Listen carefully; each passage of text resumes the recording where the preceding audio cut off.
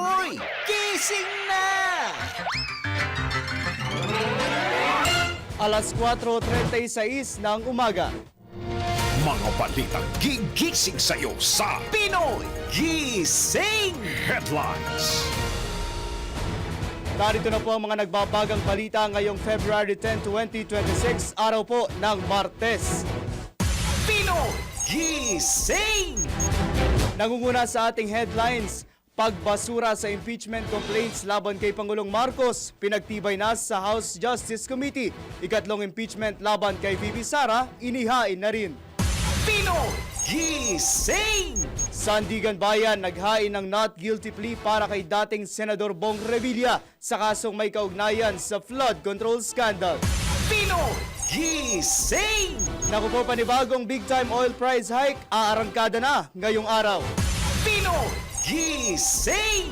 Balita sa ibayong dagat, pro-democracy media tycoon na si Jimmy Lai sinintensyahan ng 20 taong pagkakakulong. Pinoy Gising! Balitang pampalakasan, Pinoy pole vaulter EJ Obiena nasungkit ang ikatlong pwesto sa init indoor meeting Karlsruhe sa Germany. Pinoy Gising! Para sa ating segment, loan na 0% interest pero may umano'y hidden charges. Nako, bawal ito. Pinoy Gising! Totoo nga bang malas ang tatluhan sa letrato? Alamin natin yan sa segment na Let's Prove It. Pinoy Gising! Sa pang segment, Pangulong Ferdinand Marcos Jr. naghahanap ng kapalit ni DOH Secretary Ted Herbosa. Alamin yan sa segment na Fact or Fake. Pinoy Gising! At para sa balita sa mundo ng showbiz, ilang tanyag na celebrities makikiisa sa ika-40 na anibersaryo ng EDSA People Power 1.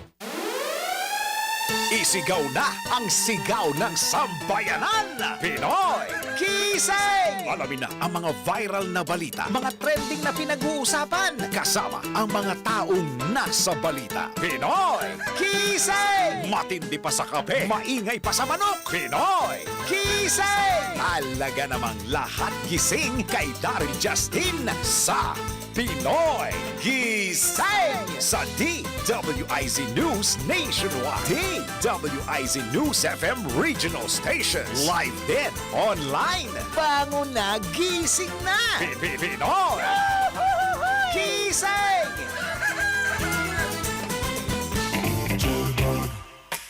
Ayan. Good morning! Wake up na. Lalo na sa ating main anchor dito na si Daryl Justin. Sana gumising na. Wake up na, Daryl Justin! Ayan. Hintayin natin siya dahil hahabol daw po siya sa alas 5 ng umaga sa susunod na bahagi po ng ating programa. At saka kayo rin, mga Pinoy, gising na, wake up na, bago natin i-go yung mga nagbabagang balita po ngayong araw. Bago natin pasadahan yung mga nagbabagang balita ngayong araw. Napakaraming issue po ngayong araw. Napakaraming nangyari, lalo na po kahapon. Kasama po dyan yung lalo pong pinagtibay ng Kamara, yung impeachment complaint laban kay Pangulong Marcos, yung pagbasura. So, tingnan po natin kung uusad pa yan sa plenary. Sabi ni Justice Committee Chairperson, House Justice Committee Chairperson Jervil Luistro, kung sakaling iakyat po sa Kamara at makakuha po ng tamang numero, pwede pa raw po itong buhayin. So kumbaga, zombie po ito, zombie pa yung impeachment ni Pangulong Marcos, pwede pa raw pong mabuhay. At matapos naman pong pagtibayin ng Kamara yung reklamong impeachment laban, yung pagbasura sa impeachment laban kay Pangulong Marcos, meron pang isa. Ikatlong impeachment naman po laban kay VP Sara. Nako, antabayanan po natin kung ano yung mga mangyayari dyan. At syempre, ang walang kamatayang issue ng flood control project. Kaugnay naman po yan doon sa pagharap po ni dating Senador Bong Revilla sa Sandigan Bayan. Kaya, ayun po, wake up na! Alright! Wake me up! Daryl Justin! Sa ngalan po ni Daryl Justin, ako po muna ang inyong lingkod, John Reese Galata. Pinoy Gising! At para sa detalye po ng ating mga nagbabaga at nag-iinitang balita, nangunguna po sa ating headlines. Inaprubahan na o aprobado na ng House Committee on Justice ang resolusyong ibasura ang dalawang impeachment complaints laban kay Pangulong Ferdinand Marcos Jr. Sa botong 39-4 at 0 abstain, napagtibay ang naunang resolusyon ng Kamara na ideklarang insufficient in substance ang mga naturang reklamo. Bunso nito, formal nang isusumite ng Justice Committee sa plenaryo ng Kamara ang resulta sa kabuuang pagdinig. Nauna nang nilinaw ni Batangas Representative Jervil Luistro, ang chairperson ng komite, na maaaring magbago ang desisyon ng Kamara sakaling makitaan ng bigat ang mga reklamo. Agad namang ibabalik ng plenaryo ang impeachment sa Justice Committee sakaling makabuo ng 1/3 votes mula sa isasagawang botohan ng higit 300 miyembro ng Kamara. Pinoy Gising! Nai-refer na sa House Committee on Rules ang binuong Committee Report number 111 na isinumite ng House Committee on Justice kaugnay sa impeachment complaints laban kay Pangulong Ferdinand Marcos Jr. Nilalaman ng ulat ang findings, conclusions at recommendations ng Justice Panel hinggil sa pagdinig sa dalawang reklamo. Iniutos ni House Deputy Speaker David J.J. Suarez sa House Committee on Rules na isama sa order of business ang committee report ng Justice Panel. Dahil dito, inaasahang magkakaroon ng privilege speech si Justice Committee Chairperson at Batangas Representative Jervil Luistro upang imungkahi sa plenaryo ang pagsasagawa ng botohan para sa pinal na desisyon sa impeachment complaint laban kay Pangulong Marcos. Pinoy Gising! Samantala, inihain na sa tanggapan ni House Secretary General Cheloy Garafil ang ikatlong impeachment complaints laban kay Vice President Sara Duterte. Ito'y inihain ng mga religious group na inendorso ni House Deputy Minority Leader at mamamayang Liberal Party List Representative Laila De Lima.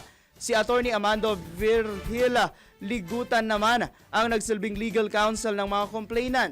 Kabilang na sina Reverend Fathers Joel Zabalya, Joselito Sarabia, Edilberto Baculi, Rogelio Del Rosario at iba pa. Kabilang sa tinukoy na grounds for impeachment laban sa pangalawang Pangulo ang culpable violation of the Constitution, betrayal of public trust, plunder at malversation, bribery, graft and corruption at iba pang krimen.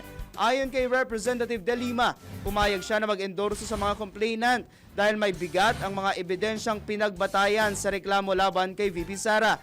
Matatandaang ang kongresista din ang endorser ng ikalawang impeachment complaint kasama si Akbayan Party List Representative Percy Sendanya na inihain ng mga complainant mula sa Tindig, Pilipinas. Pinoy Gising! Naku, nakakadalawang endorse na pala si Representative Laila De Lima sa impeachment complaint sa impeachment laban kay VP Sara. So madadagdagan pa kaya yung tatlong inihaing impeachment laban kay Vice President Sara Duterte.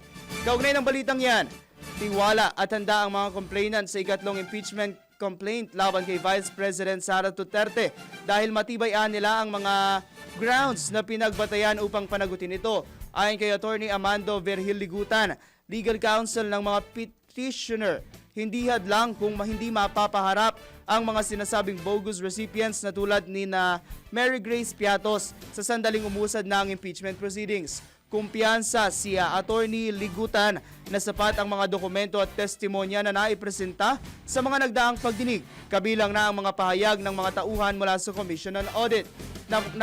Nakapaloob sa impeachment complaint laban kay VP Sara ang mga aligasyon ng betrayal of public trust kaugnay ng questionableng paggamit ng confidential funds, culpable violations of the Constitution, graft and corruption, bribery at iba pang uri ng krimen.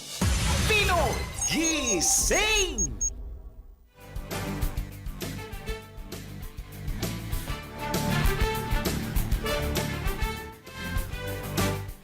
Sa iba pang tampok na balita, binasahan na ng sakdal ng Sandigan Bayan 4th Division si dating Senador Ramon Bong Revilla Jr. kasama ang dalawa niyang kapwa-akusado sa kasong graft na may kaugnayan sa 92.8 million pesos flood control project sa Pandi at Bulacan o Pandi, Bulacan. Tumangging magbigay ng plea ang dating senador bunsod ng kasalukuyang motion na inihain ng kanyang kampo ang motion to quash information na nakabinbin pa sa korte. Dahil dito, ang korte mismo ang nagpasok ng not guilty plea para kay Revilla. Ayon kay Attorney Francesca Senga, na tagapagsalita ni Revilla, may karapatan ang kanilang kliyente na magbigay ng plea. Kaya't ang korte na mismo ang nagpasok ng not guilty plea upang magpatuloy ang pag-usad ng kaso. So, allowed po yan under the rules of court. No? You can enter a plea of guilty, not guilty, or you can just refuse to enter a plea. Hindi yan bawal, and in fact, pwede yan, kaya nagawa ni former Senator Ron Kennedy. Kapag ganun po ang ginawa na nag-refuse ka to enter the plea, the court will just enter a plea of not guilty, no? Which was what was done dito. No? Bakit? So, tinatanong nyo bakit, no? Kasi, nag-file nga kami ng motion to quash information. So, ano yung sabihin nyo nun? Kini-question yung legality o validity ng information. Samantala, kapwa nagpasok ng not guilty plea sina dating DPWH Engineer RJ Dumasig at Finance Section Chiva Juanito Mendoza sa parehong kasong graft na may kaugnayan sa nasabing flood control projects. Nakatakda ang preliminary conference sa Pebrero 13 habang itinakda naman ang pre-trial ng mga akusado sa 19 ng Pebrero. Pinoy Gising! At para sa ating segment, loan na 0% interest pero may umano'y hidden charges. Naku, alamin natin yan sa segment na naku, bawal ito. Alamin kung bawal o hindi. Dahil kung di mo alam to, kaso ang kakaharapin mo sa NBI. Nako, bawal ito.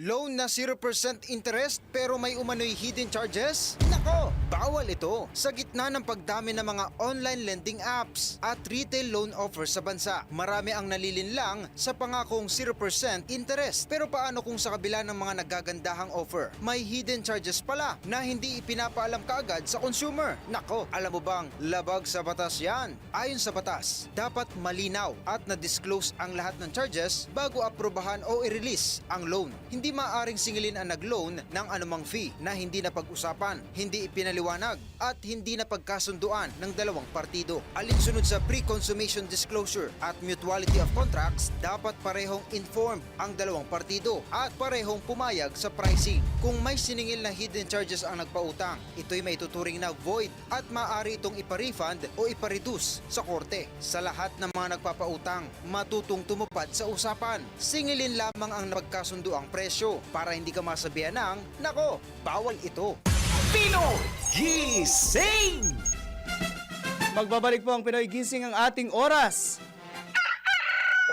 Hoy! Pinoy Gising na! 11 minuto bago mag-alas 5 ng umaga. Lahat gising kay Daryl Justin. Pinoy Gising! Pinoy Gising! At nagbabalik nga po ang Pinoy Gising at sa pagpapatuloy ng ating balitaan, tumanggap tayo agad ng report. DWIZ Patrol Report. Ilang construction firm pinapa-blacklist sa konstruksyon ng mga silid-aralan para sa public schools. Pakinggan ang report ni Patrol 19, Celi Ortega Bueno.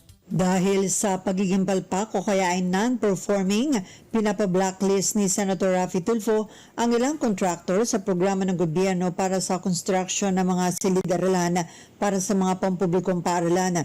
Sa pagdinig ng Senate Committee on Basic Education, tinukoy ni Tulfo ang BF Corporation na nakakuha ng mga kontrata sa unang batch ng Public-Private Partnership for School Infrastructure Project na ukol sa paggawa ng silid-aralan. Pero ayon sa impormasyon ni Tulfo, iti-terminate ng Department of Transportation ang kontrata nito para sa construction ng Unified Grand Central Station ng MRT lines dahil napakatagal ng delay. Tinukoy din na ang Vincent Lau Construction Company na winning bidder para naman sa School Infrastructure Project 2 na kung saan ay inungkat na sinita niya ito sa isang privilege speech noong September 2025 dahil sa Jensen Underpass Project na hindi natatapos, may potholes, tagas ng tubig at hindi pantay na daanan. Ayon kay Tulfo, dapat mag-ingat din sa kumpanyang DMCI dahil naireklamo na niya na nameke ng dokumento kaya raw may mga condo owners na gustong kumuha ng refund. Agad naman sinagot ni Ronald Elepano Jr., Senior Advisor for Business Development ng DMCI, ang real estate group ang pinatutungkulan ni Tulfo at hindi raw niya alam na ang sinasabing peking dokumento. Ayon naman kay DepEd Undersecretary Ronald Mendoza, may listahan sila ng contractors na may reklamong may ongoing audit sa lahat ng contractors na silid-aralan at aminado na may naitong classroom na hindi pasok sa kanilang standard. Sinabi naman ni Senator Bam Aquino na Chairman ng Education Committee, hindi nakikita ang depekto ng classrooms kapag na-turnover ng kontratista hanggang sa bumagyo dahil hindi naman engineer sa mga taga-eskwelahan. Kaya sinabi ni Senator Tulfo na dapat may maintenance at warranty ang contractors na sinangayon na naman ng DepEd. Ito si Patrol 19, Sally Ortega Bueno, para sa impilang metodong lakas sa DWIZ. Nagbabalita ng tama, naglilingkod ng tama. Samantala, ilang rider participants ng Boss Ironman Cup sa Mindanao pinagpapaliwanag na. Detalyeng hatid ni Patrol 38 Jen Patrolya. Naglabas ng show cause orders ang Land Transportation Office o LTO laban sa ilang rider participant ng Boss Ironman Cup na ginanap sa Mindanao. Ayon sa LTO, ang mga insidente ay naganap sa mga rehiyon ng 9, 10, 11 at 12 at base sa paunang investigasyon, maraming seryosong paglabag sa batas trapiko ang naitala kaugnay ng nasabing motorsport event. Sa unang show cause order, lumitaw na may mga rider umanong lumampas sa itinakdang speed limit nang hindi bababa sa 80 kilometers kada oras sa mga pambansang kalsada. Meron ding nakuhang video na nagpapakita ng hindi otorisadong paggamit ng blinkers, sirena at auxiliary lights, pati na ang pagharang sa daloy ng trapiko sa mga intersection na naglagay sa panganib sa mga pedestrian at iba pang motorista. Samantala sa ikalawang show cause order, tinukoy naman ang reckless driving, obstruction of traffic, hindi otorisadong pagmamaneho, paglabag sa tamang pagmamaniobra ng sasakyan, pagkasira ng ari-arian at pagkakasugat ng ilang pedestrian at bystander. Inatasan na ng LTO ang mga sangkot na rider na humarap sa Intelligence and Investigation Division at magsumite ng sinumpaang paliwanag at mga kaukulang dokumento. Babala ng ahensya. Kapag hindi tumugon, ituturing itong pag-waive ng kanilang karapatang magpaliwanag at magpatuloy ang investigasyon. Ako si Patrol 38, Jen Patrolya nag-uulat sa himpilang may todong lakas DWIZ. Nagbabalita ng tama, naglilingkod ng tama. Kapag may bagong balita, naka-on air, agad-agad, DWIZ Patrol Report! At para sa balita sa mundo ng showbiz, ilang tanyag na celebrities makikiisa sa ika-4 na pong anibersaryo ng EDSA People Power 1. Alamin ang detalye ng balitang yan mula sa aking paboritong alarm clock, Anton! Mga latest na pinag-uusapan, mga latest na pinagchichismisan. Pinoy Gising! Showbiz Spotted! Para sa aking balitang showbiz, makikisa sina Ogie Alcacid, Vice Ganda, Jano Gibbs at Ai Sigera sa paggunita ng ika-40 anibersaryo ng makasaysayang EDSA People Power 1. Bukod sa mga nabanggit, kabilang din sa mga magtatanghal sa People Power 40 Kick-Off Concert na pinamagatang awit at aksyon kontra korupsyon na gaganapin sa Pebrero 21 sa Quezon Memorial Circle, sina Dancel, Pio Balbuena, Moro Beats, Elmo at Arkin Magalona, Chelsea Ali, Over October at River Maya. Magpapasaya rin sa naturang pagtitipon sina Alex Calleja, Red Oliero, ganon din sina Iza Calzado, Bea Binene at DJ Jaiho. Layunin ng konsyerto na inorganisa ng Mayors for Good Governance na ipakilala sa bagong henerasyon ng mga Pilipino ang diwa ng mapayapang revolusyon at buhayin muli ang diwa ng pagkakaisa. At iyan aking balitang showbiz para sa impilang metodong lakas, DWIZ. Ako si Anton, nagbabalita ng tama, naglilingkod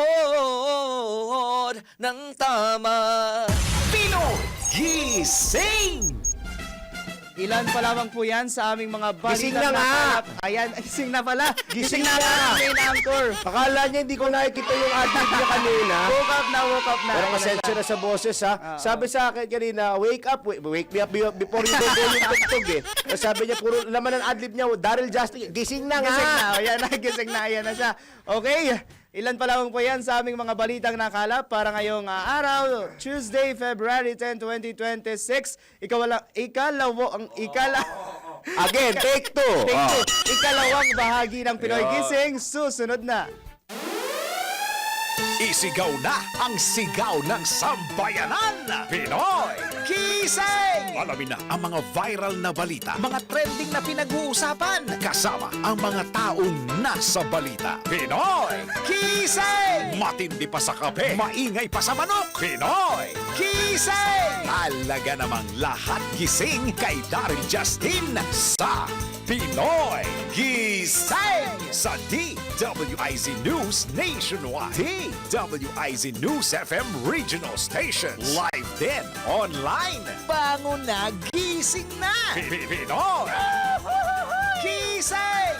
Gising alas 4:30 ng umaga, Lunes hanggang Biyernes.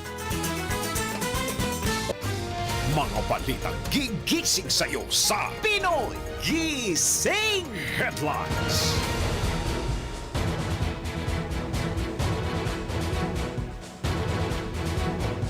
Opo, gising na po. Andito na po ako. Ngayon po ay araw ng... hindi Lunes ngayon. Martes na ngayon. Tuesday na po ngayon. Agis na po sa buwan ng Pebrero taong 2026 sa ulo ng mga nagbabagang balita. Pinoy Gising! Resolusyong nagbabasura sa impeachment complaints laban kay PBBM aprobada na sa House panel. Ikatlong reklamong impeachment laban po kay VP Sara inihain na rin. Pinoy Gising! Not guilty plea inihain ng Sandigan Bayan para kay dating Senador Bong Revilla. Pinoy Gising! Panibagong malakihang dagdag presyo sa mga produktong petrolyo. Aray ko, aarangkada na ngayong morning. Pinoy Gising! Sa ibayong dagat, Hong Kong pro-democracy tycoon na si Jimmy Lai sinintensyahan ng 20 taong pagkakakulong. Pinoy Sa Gising! Sports Filipino, pole vaulter EJ Obiena nakasungkit ng nasungkit po ang ikatlong pwesto sa Init Indoors meeting Karlsruhe sa Germany. Pinoy Gising! Aba, LPI natin, totoo nga bang malas ang tatluhan sa litrato? Mamaya, let's prove it! Pinoy Gising! Pangulong Ferdinand Marcos Jr. naghahanap na nga ba ng kapalit ni DOH Secretary Ted Herbosa? Alamin natin mamaya kung fact or fake. Pinoy Gising! At sa mundo ng showbiz, Kim Molina nagselos umano sa tambalan ni Gerard Napoles at Sunshine Kimmery. Talaga namang lahat gising kay Daryl Justin. Pinoy Gising!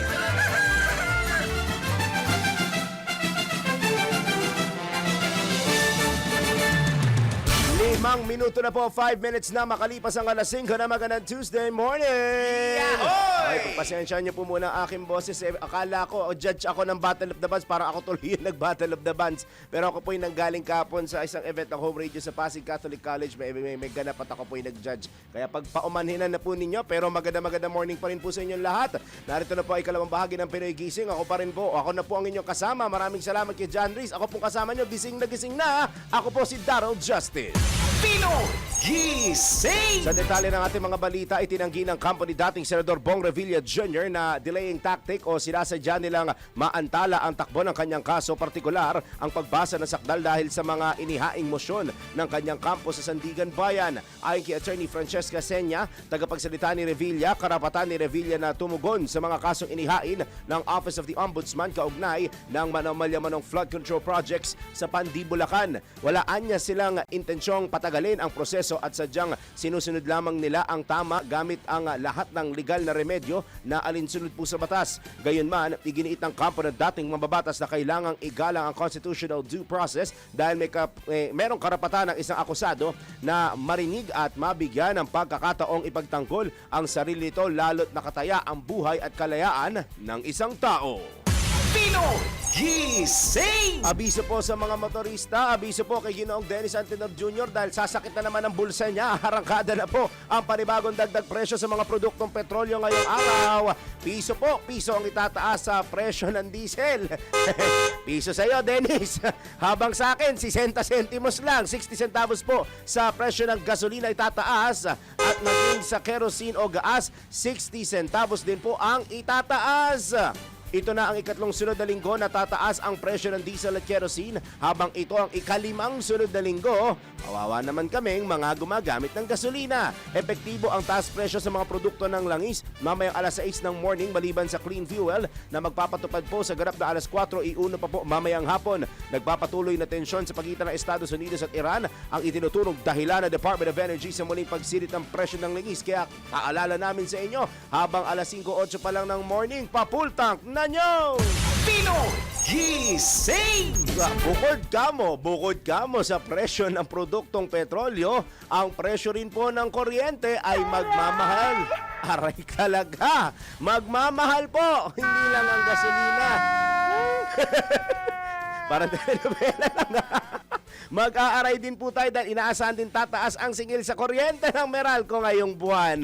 Ayon po kaya Meralco spokesman at isa sa ating mga paring-pares si Kuyang Josel Dariaga, bagamat hindi na natatanggap ang final billing mula sa kanilang mga supplier, nagpapakita ang kanilang mga paunang indikasyon ng upward pressure sa ilang pass-through charges. Paliwanag ng Meralco Executive, maaaring tumaas ang generation charges na bumubuo ng mahigit 50% ng power bills sa mga consumer dahil sa mas mataas na presyo ng spot market sa Luzon. Nabatid na una nang iniulat ng Independent Electricity Market Operator of the Philippines na tumaas ang spot prices sa Luzon dahil sa mas maliit na supply margins na dulot ng forced outages sa operasyon ng ilang coal at natural gas units. Maliban dito, kabilang din sa mga binanggit ni Zeldariaga na dahilan ng pagtaas ng bayarin sa kuryente ang paghina ng piso kontra dolyar, pagtaas ng transmission charges at ang pagpapatupad ng bagong adjustment sa Universal Charge for Missionary Electrification na isang non-bypassable fee na susuporta sa kuryente sa malalayong lugar. Samantala, inaasahan namang maglalabas ang Meralco ng kanilang final February rate ngayong morning. Pino Gising! Mayorya ng mga Pilipino ang naniniwalang matutugunan ng pamahalaan ng mga problemang kinakaharap po ng ating bansa. Batay sa tugon ng masa survey ng Octa Research, 55% ng mga Pilipino ang nagtitiwala sa kakayahan ng pamahalaan na epektibong masolusyonan ang iba't ibang issue sa ating bansa. 20% naman po mga respondent o sa mga respondent ang hindi naniniwala habang 25% naman po ang undecided. Samantala, 31% naman ng adult Filipinos ang naniniwalang pinakahalagahan ng kanilang mga kongresista at lokal na pamahalaan ang kanilang mga hinaing. 61% naman ang sa tingin nila ay hindi sila pinakikinggan ng kanilang mga lokal na opisyal at kongresista. Isinagawa pong survey noong December 3 hanggang 10 ng nakaraang taon sa pamamagitan ng face-to-face interviews sa 1,200 kalalakihan at kababaihang mga respondents. Pino Gising! Aber, mukhang lalabas na naman po ng bansa ang ating Pangulo dahil magsasagawa po muli ng working visit si Pangulong Ferdinand Marcos Jr. sa Amerika mula Marso 8 hanggang 11. Ayon kay Palace Press Officer Undersecretary Claire Castro, dadalo po ang Pangulo sa pagbubukas ng ika-70 sesyon ng Commission on the Status of Women na gaganapin sa New York. Anya, nakatakdaring magbigay ng mensahe Pangulo sa isang special session ng United Nations General Assembly. Bukod dito, makikipagpulong din ang punong ehekutibo sa ilang opisyal ng United Nations. Pino Gising! 11 minuto na po, 11 minutes na makalipas ang alas 5 na magandang Tuesday morning! Ahoy! Bawal na maghain ng panibagong impeachment complaint sa Kamara laban kay Pangulong Ferdinand Marcos Jr. hanggang sa Enero 27 ng susunod pong taon. Binigyang diin ito ni House Committee on Justice Chairperson at Batangas Representative Jervin Luistro matapos aprubahan ng lupon ang committee report kaugnay sa pagbasura sa dalawang reklamong inihain po laban sa Pangulo. Ayon kay Congressman Luistro, walang nagbago sa Francisco ruling at kahit sa inilabas na desisyon ng Korte Suprema. Iginiit ng kongresista na kompleto na ang initiation kapag nai-refer na sa Justice Committee ang 5 impeachment complaint. Matatandaang nai-refer na sa Justice Committee ang 2 reklamo laban kay PBBM nitong Enero 26 ng kasalukuyang taon. Ibig sabihin, gumulong na ang 1-year bar rule sa impeachment na tatagal hanggang sa Enero ng susunod na taon. Pinoy Gising! Samantala, nilinaw naman po ng Malacanang na hindi pa maituturing na treason o pagtataksil sa bayan ang pahayag ni Senador Rodante Marcoleta kaugnay ng usapin sa West Philippine Sea at Kalayaan Island Group. Ayon kay Palace Press Officer Undersecretary Claire Castro, wala namang umiiral na actual na digmaan na isa sa pangunahing requirement ng krimeng treason at bahagi din anya ng tungkulin ng mga mambabatas ang makilahok sa mga debate sa Senado na saklaw ng freedom of expression. Gayunman, nilinaw ni Yusek Castro na hindi nangangahulugan ang nasabing kalayaan ng malayang pagbibitaw ng pahayag na maaaring makasama sa pambansang interes. Iginiit po ng Malacanang na hindi nagbabago ang posisyon ni Pangulong Ferdinand Marcos Jr. na walang anumang bahagi ng teritoryo ng Pilipinas o interes ng bansa ang isusuko sa anumang dayuhang kapangyarihan, partikular sa usapin ng West Philippine Sea. Pinoy Gising! Sa iba pa nating mga balita sa oras na ito, inaprubahan na ng Senado ang Senate Resolution number 256 na naghahayag ng pagkondena sa mga banat ng Chinese Embassy sa mga opisyal at institusyon ng Pilipinas. Walang tumutol sa pag-adapt ng Senado sa naturang resolusyon pero idineklara itong subject to style para sa pagsasaayos ng salita, format at presentation. This is a number of the statements that we have now introduced as amendments subject to style, Mr. President. All right. Thank you. There are- Majority Leader. Yes, Mr. President. Thank you, Mr. President. Yes, Mr. President, with that period, close the period of amendments. Any objection? Hearing none, period of amendments closed. With that, Mr. President, I move to approve or adopt proposed Senate Resolution number 256. I so move. Any objection? Hearing none, PS Resolution 256 is hereby adopted. Thank you very much. Sa ilalim ng naturang resolusyon, hinihikayat ng Senado ang Department of Foreign Affairs na gumawa ng hakbang sa mga naging pahayag ng Chinese Embassy na sinasabing labag sa pamantayan ng diplomasya. Nakapaloob din sa resolusyon ang pagpapatibay sa sovereign rights ng Pilipinas na itaguyod at depensahan ang official positions at national interest nito alinsunod po sa international law. Pinoy Gising! Meron pong paabiso sa atin dito ang Philippine Charity Sweepstakes Office kung saan nagpahatid po ng iba't ibang uri ng assistance ang PCSO sa Barangay Santa Cruz, Magalang, Pampanga bilang bahagi ng kanilang inisyatiba para sa kanilang Corporate Social Responsibility o yung tinatawag na CSR. Pinangunahan po ni PCSO Director Jennifer Leongson Guevara ang pagbahagi ng 500 charity timba, 40 wheelchair, 30 blood pressure apparatus at 30 nebulizer sa mga residente. Nagpasalamat din si Councilor Nico Gonzales sa ahensya dahil sa mga ibinahagi nitong tulong, partikular na ang mga food pack at kagamitang pang-medikal na anyay malaking tulong sa kanyang mga nasasakupan. Sinasalamin ng inisyatibang ito ang dedikasyon ng PCSO na maghatid ng inclusive at compassionate na serbisyo para sa lahat ng mamamayan, kabilang na ang mga senior citizen at persons with disabilities o PWD. Pinoy Gising! Balik po tayo sa usapin sa Senado kung saan nagkainitan sina Senador Kiko Pangilinan at Senador Alan Peter Cayetano kaugnay sa paggamit ni Philippine Coast Guard West Philippine Sea spokesman Commodore J. Tariela ng karikatura na naglalarawan kay Chinese President Xi Jinping. Nangyari ang pagtatalo bago pagtibayin ng Senado ang proposed Senate Resolution number 256 na kumukundina sa mga pahayag ng Chinese Embassy laban sa mga opisyal ng Pilipinas. Ayon kay Senador Cayetano, hindi dapat ampunin ang resolusyon kung lalabas na sinusuportahan ni Senador Pangilinan ang aksyon ni Tariela na anyay mali at kulang sa diplomasya. Tumutol naman si Senador Pangilinan, sponsor na naturang resolusyon at sinabing walang ginawang mali si Tariela at may hiwalay na tindig ang Department of National Defense na kumukundina sa pahayag ng China. Uminit palalo ang talakayan na ihambing ni Senator Cayetano ang isyu sa posibilidad na gawin din meme ang isang senador na mariing tinutulan ni Senator Pangilinan at sinasabing hindi maihahambing ang isang opisyal ng China sa isang Pilipinong senador. Pinoy Gising! 16 na minuto na po, 16 minutes na makalipas ang alas 5 na Tuesday morning. Yahoy! Hinamon po ng isang friendly debate ni Senator Rodante Marcoleta si Philippine Coast Guard Commodore J. Tariela bago niya tanggapin ang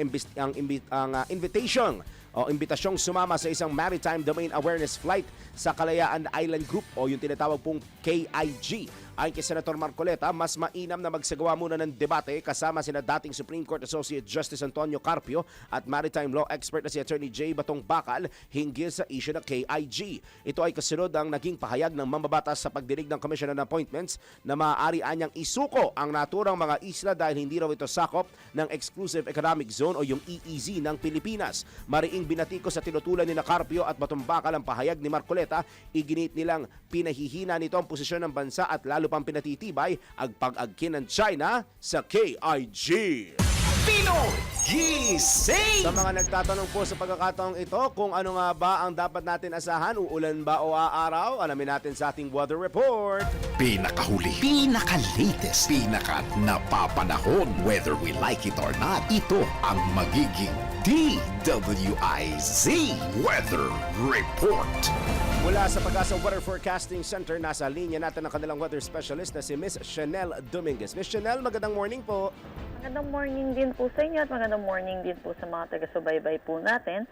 Para po sa ating weather update, wala naman tayong minomonitor na anumang bagyo or low pressure area sa loob at labas ng ating Philippine Area of Responsibility.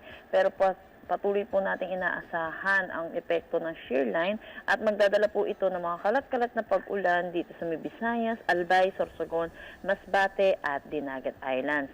Dulot naman po ng northeast monsoon, makakaranas ng maulap na papawiri na may mahihinang pag-ulan dito sa Cagayan Valley, Cordillera Administrative Region, Central Luzon, rest ng Bicol Region at Quezon. Sa Metro Manila at nalalabing bahagi ng ating bansa, bahagya hanggang sa maulap na papawirin na may mga isolated light rains, isolated rain showers, o kaya localized thunderstorm lalo na sa hapon at sa gabi. Sa ngayon po, meron po tayong nakataas na gale warning sa eastern seaboard ng Southern Luzon at Visayas, kaya pinapaalalahanan po natin mga kababayan po natin mangingisda at may mga sasakyan maliit pandagat na huwag po muna tayong pumalaot dito. At yan po muna latest dito sa Pag-asa Weather Forecasting Center. Chanel Dominguez po, magandang umaga. Maraming salamat po, Miss Chanel Dominguez ng Pag-asa. Pinakahuli, pinaka-latest, pinaka-napapanahon, whether we like it or not, DWIZ Weather Report. Pinoy Gising! Ngayon naman, paring Wener, tanggap tayo ng sunod-sunod na mga reports. Bureau of Customs magsasagawa ngayong araw ng media viewing sa mga nasamsam nitong iligal na droga sa Manila International Container Port sa Isla Puting Bato, Tondo, Maynila. Ang detalye mula kay Patrol 5, Aya Yupanco. Magsasagawa ngayong araw ng media viewing ang Bureau of Customs sa nasamsam nitong illegal na droga sa Manila International Container Port o MICP, Isla Puting Bato, Tondo. Nakungunahan ni Customs Commissioner Ariel Nepomuceno, katuwang ang Philippine Drug Enforcement Agency o PDEA at iba pang ahensya ng pamahalaan ang aktibidad bilang bahagi ng kanilang maigting na kampanya laban sa pagpupuslit ng ipinagbabawal na gamot sa bansa. Magsisimula ito ganap na alas 10 ngayong umaga na layong ipakita sa publiko ang lawak ng tagumpay ng gobyerno sa pagsabat sa mga kontrabando at ang patuloy na kooperasyon ng mga law enforcement agencies. Ito sa Patrol number 5. Ayaw pa ko para sa Pelmateron Lakas, DWIC. Nagbabalita ng tama, lumilingkod ng tama. Pinoy Gising! Tapo naman po tayo ng Senado. Pahayag ni VP Sara na may motibong politikal ang inihaing impeachment complaint laban sa kanya ng Akbayan Party List. Inalmahan ni Senator Hontiveros ang detalye mula kay Patrol 19, Celly Ortega Bueno. Umalma si Senator Riz Hontiveros sa sinabi ni Vice President Sara Duterte na politika ang agenda ng inihaing impeachment complaint laban sa kanya ng Akbayan Party List. Ayon kay Hontiveros, si VP Sara ang nagbanggit ng kanyang pangalan at iniugnay sa 2028 presidential election ang inahang impeachment complaint ng Akbayan Party List. Giit ni Hontiveros, pagdating sa impeachment, klaro sa isipan niya na ang magiging responsibilidad niya ay maging senator judge na titimbang sa mga may pipresentang ebidensya at magdedesisyon at boboto alinsunod sa nakasaad sa konstitusyon. Giit ni Hontiveros, ang impeachment na isang importanteng constitutional process ay hindi dapat ibinababa sa level ng mga personal motives. Narito ang bahagi ng payag ni Hontiveros. Siya yung nagbanggit ng pangalan ko kaugnay ng impeachment. Tapos dinugtong pa niya sa eleksyon. Para sa akin, salitang impeachment pa lang ang klaro na sa isip ko kung ano yung responsibilidad ko. At nilalagay ko na yung sarili ko sa ganyang frame of mind sa posibilidad ng impeachment trial dito. At yan ay walang iba kundi maging senator judge na magtitimbang ng mga ebidensya at batay sa konstitusyon, magdidesisyon or boboto dyan. Wala nang iba. Kaya Palagay ko yung pagbanggit sa eleksyon in the same breath, wala sa tamang panahon yan, wala sa lugar yon, and it was really not called for by the question. Ang ganyang ka-importanting constitutional process kasi ng accountability, ang isang impeachment, hindi po dapat binababa ni man sa level lang ng personal motives. Ito si Patrol 19, Sally Ortega Bueno, para sa impilang metodong lakas sa DWIC.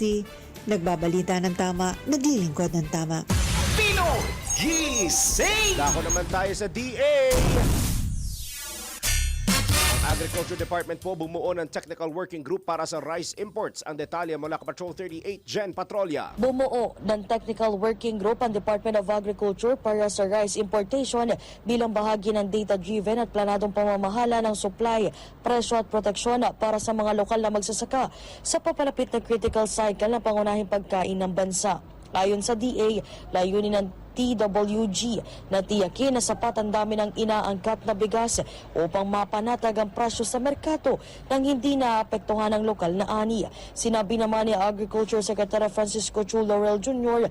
na magiging basihan ng grupo ang transparent at evidence-based sa desisyon imbes na umasa sa ad hoc o pansamantalang pahintulot. Kasama sa TWG ang mga kinatawan mula sa DA Office of Undersecretary for Rice Industry Development, Food Terminal Incorporated, Philippine Rice Industry Stakeholders Movement at Philippine Rice Importers Association.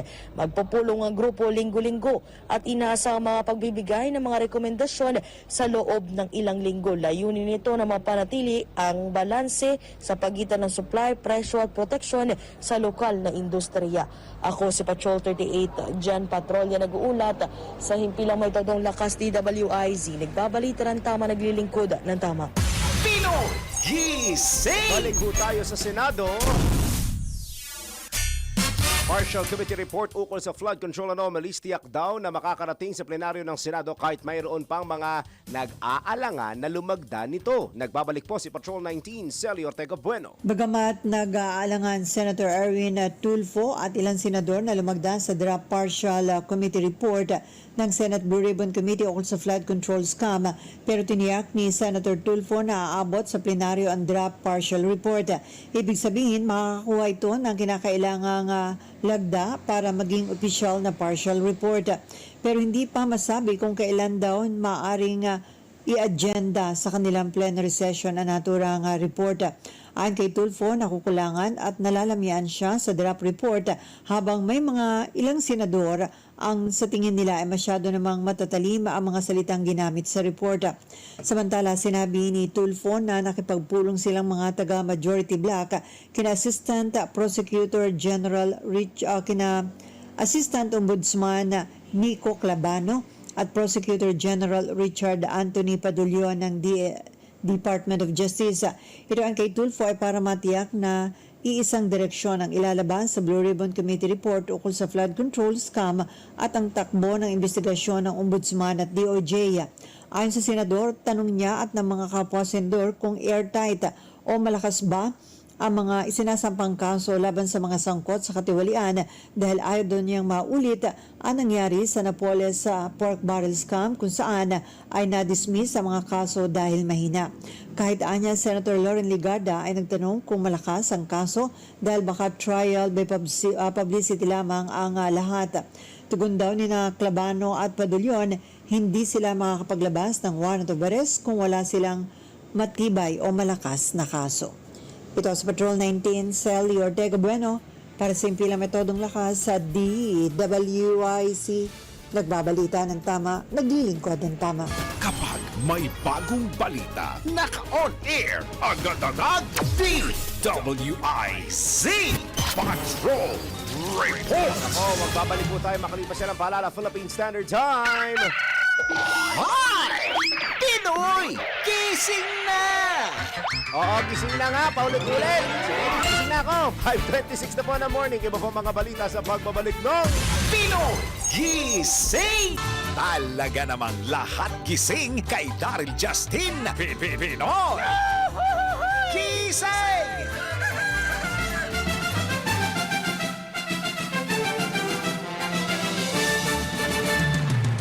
Tuloy-tuloy po mga balita natin sa Pinoy Gising sa oras po na alas 5:30 na po ng Tuesday morning. Mayroon po tayong isang special report. Sa ating special report po sa umagang ito, para po malaman ninyo kung bakit nga po ko late. Kung bakit po ako late, ang Home Radio 97.9 nakasaya po sa foundation concert na isang paaralan dito po sa lungsod ng Pasig. Kung anong paaralan yan at ano nangyari, alamin po sa aking special report. Pilgrims of Hope. Yan ang tema ng week-long celebration ng Pasig Catholic College o PCC na nagdiriwang ng kanilang foundation anniversary. Itinatag noong 1913, isa ang PCC sa malalaking Catholic private school sa lungsod na may halos 5,000 student population mula sa early childhood education, grade school, junior high school, senior high school at college. Ipinaliwanag ni College President Reverend Father Daniel Estacio ang tema ng kanilang pagdiriwang at ang kahalagahan nito sa pagpapatibay ng core values ng paaralan para sa mga estudyante. Yes, so this year, 113 years ang Pasig Catholic College in terms of formation and evangelization. Hindi lang sa Pasig, kundi sa mga karatig pang lugar. Ang team natin ngayon is PCC at 113 Pilgrims of Hope, mga manlalakbay ng pag-asa. No, ito po ay tema rin ng buong simbahan na nag-close na noong December pero magpapatuloy pa rin hanggang matapos namin ang school year bilang mga manlalakbay ng pag-asa. Ibinida rin ni Father Daniel ang mga nakalatag na aktibidad para sa week-long celebration ng PCC. Yes, sa susunod na linggo, meron tayong 5 araw na pagdiriwang ng banal na misa. No, Monday, yung talagang opening celebration natin na pangungunahan ni Bishop Milo, ang Bishop of Pasig and Chairman of the Board of Trustees ng Pasig Catholic College. Meron tayong mga booths, meron tayong mga rides, may mga Vikings, yung mga roller coaster, Caterpillar, mga ganyan. And also, meron tayong singing contest, may Battle of the Bands, meron din tayong ground demonstration. Naghanda ang lahat ng mga estudyante ng iba't ibang mga sayaw, no, sa iba't ibang taon na bigyang galak ang mga manonood at ang buong paaralan. And speaking of activities upang bigyang galak ang mga mag-aaral, nakiisa ang Home Radio 97.9 bilang official media partner ng PCC sa kanilang 113th founding anniversary concert noong February 6, araw po yan ng Friday, kung saan nag-perform ang kilalang band ng Sponge Cola ng kanilang mga hits. At syempre, nabigyan ng pagkakataon ng inyong lingkod upang makasalamuha ang mga musicians, ipakilala ang music, programs and segments ng Home Radio, and of course, hindi mawawala ang pamimigay natin ng mga goodies mula sa FM station ng Aliw Broadcasting Corporation. Lubos ang pasasalamat ni Father Daniel sa nasabing partnership ng PCC at Home Radio at maging sa mga teachers at students ng PCC, at hangad niya na magpapatuloy pa ang panibagong partnership na nasimulan ng Aliw Broadcasting at ng PCC. Maraming salamat sa ating partner ang Aliw Radio and 97.9 sa opportunity na mabigyan ng pagkakataon ng PCC na maging bahagi sila ng pagdiriwang na ito. And also sa aming mga estudyante, sa aming mga parents, mga teachers, maraming salamat for the support and for the trust that you are giving Pasig Catholic College in terms of formation and in terms of evangelization. Thank you very much. At mula po dito sa Pasig Catholic College sa kanilang founding anniversary, ako po si Darrell Justin, nagpabalita ng tama, naglilingkod ng tama!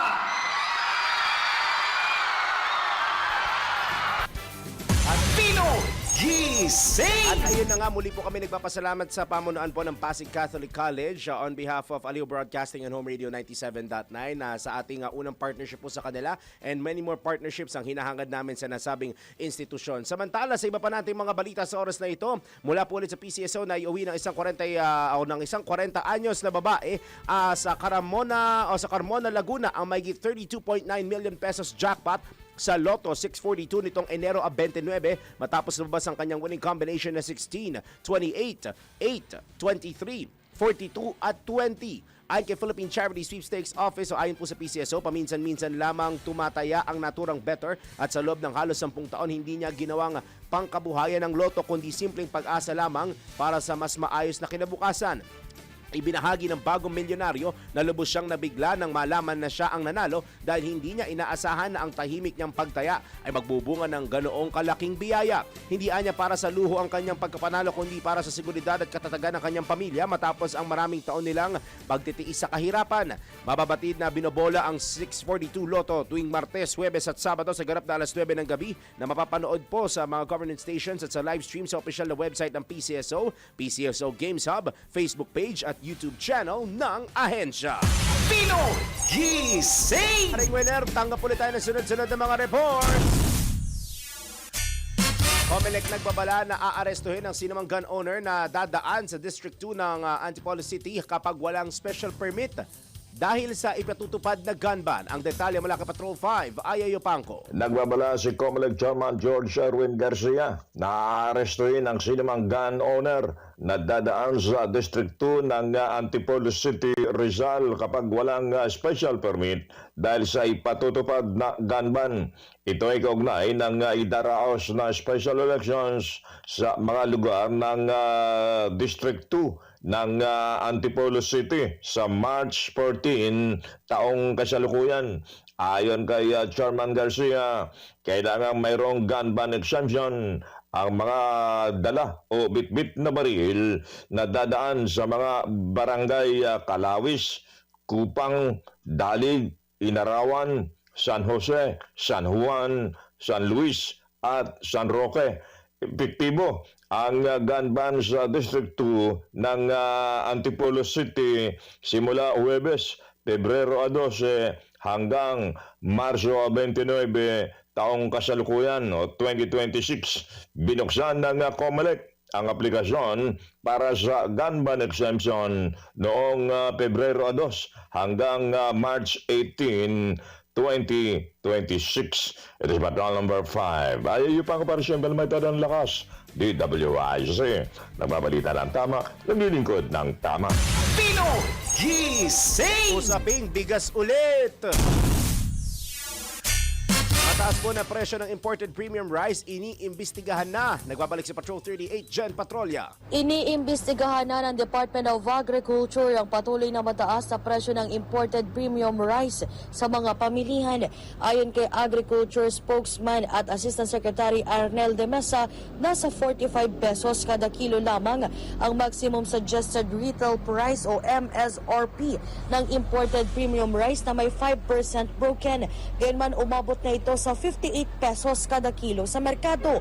Sinabi ni De Mesa na kabilang sa tinitignan ngayon ng Anti-Agricultural Economic Sabotage Council ang posibleng profiteering at hoarding. Anya, tuloy-tuloy ang sinasagawang investigasyon ng DA at may ilan na umanong nasampulan at nakasuhan. Dagdag pa nito, patuloy ang pakikipag-ugnayan ng Inspectorate Office ng DA sa iba't ibang ahensyang kasapi ng konseho upang matutukan ng usapin. Samantala natili ring mataas ang presyo ng lokal na bigas na sa ngayon ay nasa 38 pesos hanggang 45 pesos kada kilo ang presyo ng local regular milled rice, habang nasa 40 pesos hanggang 54 pesos kada kilo naman ang well-milled rice. Gayunman, iginiit ng Department of Agriculture na makatwiran pa rin ang presyo ng lokal na bigas dahil wala pa sa panahon ng anihan. Ako si Patrol 38, Jen Patrolya nag-uulat sa himpilang may todong lakas DWIZ. Nagbabalita ng tama, naglilingkod ng tama. Kapag may bagong balita, naka-on air, agad-agad, DWIZ Patrol Report! Ngayon naman po ulat mula sa ating Metro Patrol. Municipal level most wanted timbog sa bayan ng San Rafael, Bulacan. Narito ang detalye mula kay Kuyang Louie Angeles. Kuyang Louie, good morning!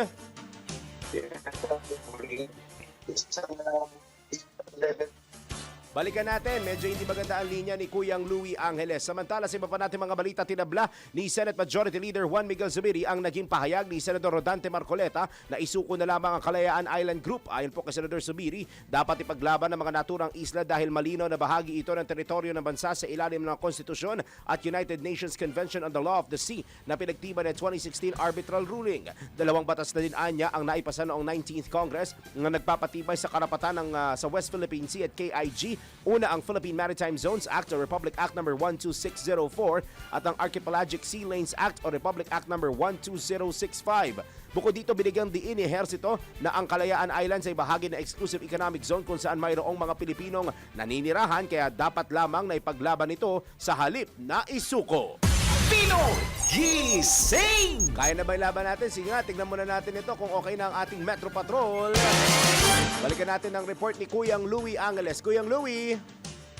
Yes, good morning. Isang municipal level most wanted person ang matagumpay na naresto ng mga tauhan ng San Rafael Municipal Police Station sa pangunguna ng warrant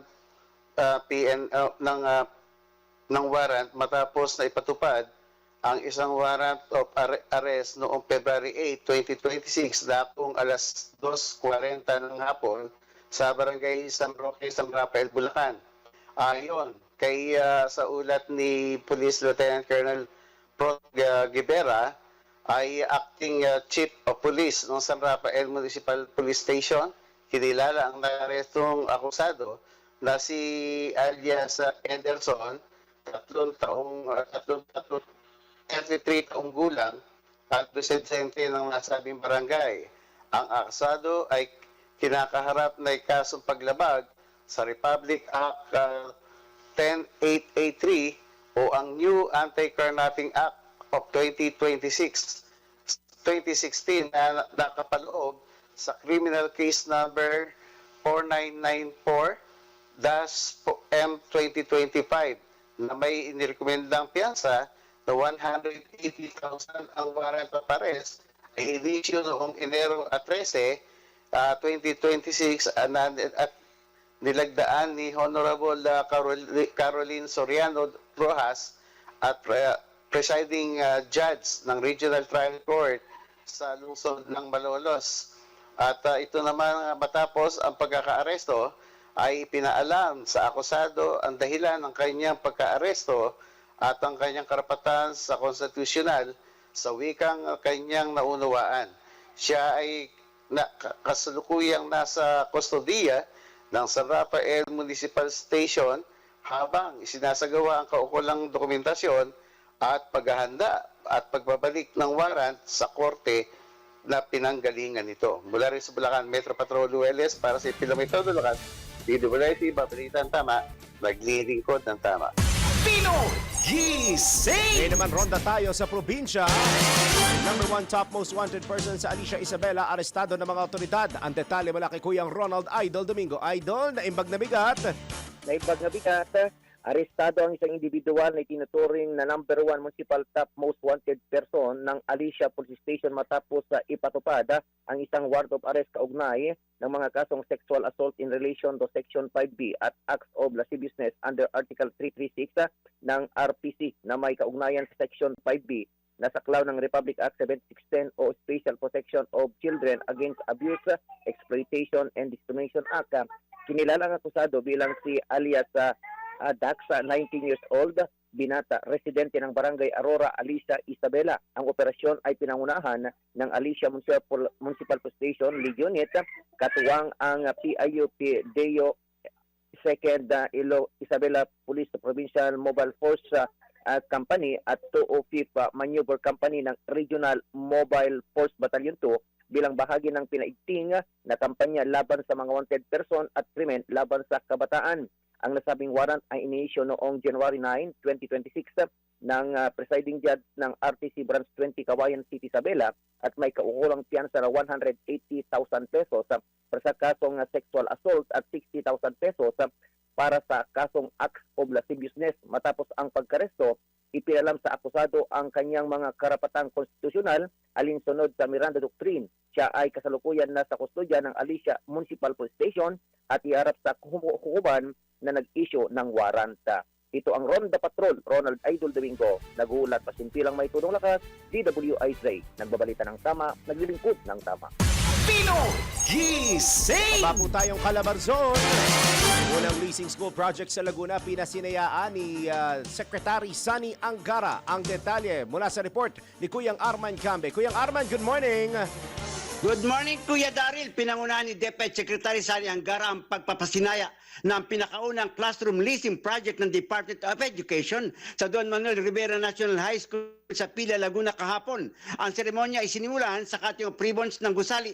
Katuwang sina Pila Vice Mayor Edgardo Ramos, DepEd Region 4 Director Alberto Escobarte at Laguna School Division Superintendent Dr. Eda Atendido. Sa kanyang mensahe, sinabi ni Angara na layunin ng proyekto na matugunan ang kakulangan ng classroom sa kasalukuyan dahil sa dumaming enrollment at shifting ng klase sa mga paaralan. Ang nasabing gusali ay inuupahan ng pamahalaan para magsilbing karagdagang silid-aralan sa mga mag-aaral sa Pila, Laguna. Sa panayam ng DWIC kay Vice Mayor Ramos, sinabi nito na isang malaking inspirasyon sa taga-Pila na maging panay pandangal si Secretary Angara lalo sa programa ng edukasyon ang pag-uusapan. Arman kami mula Calabarzon, nag-uulat pa si Pila, may todong lakas. DWIC nagbabalita ng tama, naglilingkod ng tama. Pino Gising! Isa pa po mula Norte. Tatlong individual sa Claveria, Cagayan, arestado sa iligal na kaingin at pagpuputol ng kahoy. Naritong report ni Kuyang Ronald Idol Domingo. Patuloy ang pinaigting na manhunt operation ng Philippine National Police Cagayan laban sa mga wanted person matapos matagumpay na pagkaso ang tatlong most wanted person sa magkakaiwalay na operasyon sa Tuguegarao City at bayan ng Claveria, Cagayan.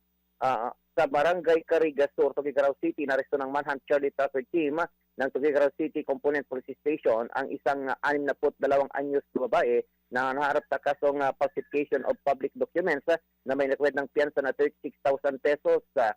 Sumunod sa Barangay Kapatan, Tuguegarao City, nadakip din ng parehong traffic team ang isang 45 years old lalaki na may kasong unjust vexation. At sa bayan ng Claveria, Cagayan, naresto ng traffic team ng Claveria Police Station katuwang ang iba't ibang unit ng kapulisan at intel units ang isang 30 years old lalaki na naharap sa dalawang bilang ng paglabag sa Republic Act 7610. Ayon sa ulat, isa sa mga kaso ay walang inapwedang piyansa habang ang isa naman ay may piyansang 80,000 pesos. Ang tatlong arestadong individual ay dinala sa kanilang himpilan ng pulisya para sa kukulang booking procedures bago ibalik sa mga korte na pinagmulan ng kanilang kaso. Ito ang Ronda Patrol, Ronald Idol Domingo. Ulat at himpilang may tunong lakas, DWIC. Nagbabalita ng tama, naglilingkod ng tama. Pino Gising! Stand by, Philippine Standard Time. Hi! Pinoy Gising na! Diyan lamang po kayo, alas 5:47 na ng morning. Iba pa mga balita sa pagbabalik ng Pino Gising! Ngayon naman, balikan natin ng Ronda, Probinsya. Provincial Internal Affairs Service nagsagawa ng proactive inspection sa PNP Tuaw, Cagayan. Nagbabalik si Kuyang Ronald Idol Domingo. Nagsagawa ng masusing proactive inspection ang Provincial Internal Affairs Service sa Tuaw Police Station sa panguna ni Police Major Vanessa Calayan, Provincial Superintendent katuwang ang Integrity Monitoring and Enforcement Group. Sa nisigawang inspeksyon, pinalahanan ang mga tauhan ng PNP Tuaw hinggil sa tamang pagsusuot ng uniforme habang nasa tungkulin, umiiwas sa mga illegal na aktibidad gaya ng pagsusugagala, paggamit ng illegal na druga at mga bagay na maaaring makasira sa kredibilidad ng Philippine National Police bilang institusyon. Bukod dito, pinalahanan din ang mahigpit na pagsunod sa mga batas, alituntunin at regulasyon sa hanay ng kapulisan. Gayon din ang pangailangan ng buhay, ang integridad, pananagutan at dedikasyon sa serbisyo. Nagtapos ang inspeksyon sa panawagan para sa pagkakaisa at patuloy na pagpatupad ng mga miyembro ng Tuaw Police Station sa kanilang tungkulin. Tiniyak ng IAS na ipagpapatuloy ang ganitong uri ng inspeksyon upang palakasin ang kultura, disiplina at kahusayan sa organisasyon. Ang inisyatibong ito ay patunay na patuloy na pagsisikap ng IAS na itiyakin ang kahandaan, disiplina at pagsunod sa mga pamantayan ng organisasyon upang mapabuti ang serbisyo, maiwasan ang maling pag-uugali at palakasin ang tiwala ng publiko. Ito ang Ronda Patrol, Ronald Idol Domingo. Nagpasimpilang may tudong sa DWIC. Nagbabalita ng tama, naglilingkod ng tama. Pino Gising! Habol tayong isa pa mula Calabarzon. Isang 23 anyos na lalaki sa Victoria, Laguna arestado sa kaso pangahalay sa isang sales lady. Nagbabalik si Kuyang Arman Cambe. Isang lalaki mula sa Victoria, Laguna ang dinakip ng mga otoridad sa sumbong ng isang sales lady na dumoy humali sa kanya kahapon ng madaling araw sa sitio Mahabang Tanaw, Barangay San Francisco na nabanggit na bayan. Kinilala ni Barangay Chairman Leoncio Oni Pajardo ang suspect ni si Alice Justin, 23 anyos, binata at residente na nasabing barangay. Nakilala naman ang tiyama ni biktima ng rape na si Alice Vanessa, 28 anyos, may kalibin na sales lady ng isang grocery store sa Laguna. Ayon kay Chairman Pajardo, sumama ang makapag-inuman ng biktima sa suspect sa bahay na isa nilang kakilala. Nang malasing na ito, ay nakiusap ito na makitulog sa isang silid ng kwarto ng bahay. Doon naman pinasok ng suspect at pinagsamantalaan ang biktima. Matapos ang insidente, mabilis na humingi ng tulong ang biktima sa mga tanod ng barangay nang mabilis namang nadakip ang suspect. Nakakulong na ngayon sa Victoria Police Custodial Center ang suspect. Armand Cambio mula Calabarzon, nag-uulat pa si Pina may todong lakas, DWIT nagbabalita ng tama, naglilingkod ng tama. Pinoy Gising! Sa mundo ng palakasan, ang latest malalaman sa DWIZ Sports News. Nasungkit ng Filipino pole vaulter na si EJ Obiena ay 3 pwesto sa pole vault men's category sa Init Indoor Meeting Karlsruhe, Germany. Nasungkit ni Obiena ang podium finish matapos ang record na 5.70 meters. Nasungkit naman ni Sondre Guttormsen ng Norway ang gintong medalya habang silver naman si Cole Walsh ng Estados Unidos. Matatanda ang nanalo rin ng gold medal si Obiena sa 12th Asian Indoor Athletics Championships sa China noong nakaraang linggo. Pinoy Gising! Sa atin naman pong showbiz news, Kim Molina nagselos umano sa tambalan ni Gerard Napoles at Sunshine Guimari. Alamin natin ang report mula kay Mima Anton. Mga latest na pinag-uusapan, mga latest na pinagchichismisan. Pinoy Gising! Showbiz Spotted!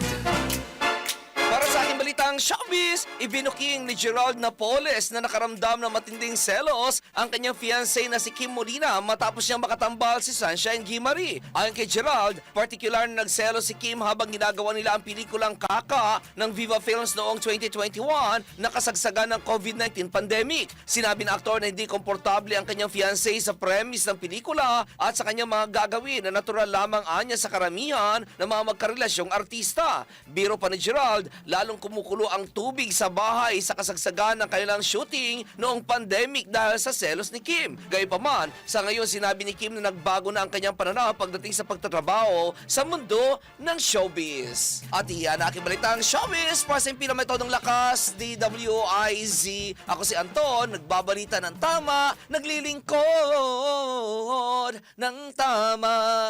Pinoy Gising! Alam mo, kulang na lang gumawa na ng sariling album si Anton ng mga extra niya. Good morning lang po ako, mabilisan sa lahat na nakatutok sa atin online. Kuyang Nelson Malinaw, si Batman, kamukha ko si Donnie Pangilinan. Thank you, Batman, ha? Si